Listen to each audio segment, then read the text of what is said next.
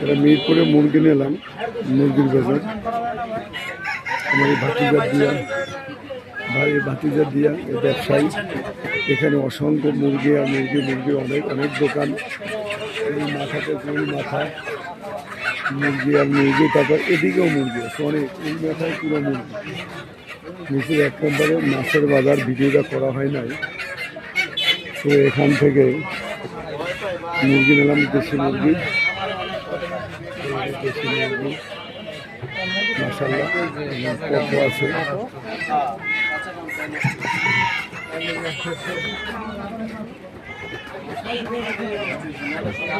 এগুলো সোনালি, এগুলো দেশি মুরগি।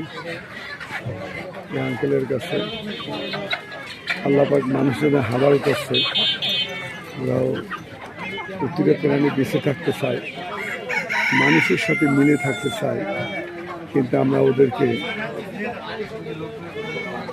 জবাই করে, আল্লাহর নামে জবাই করে আমরা খাই।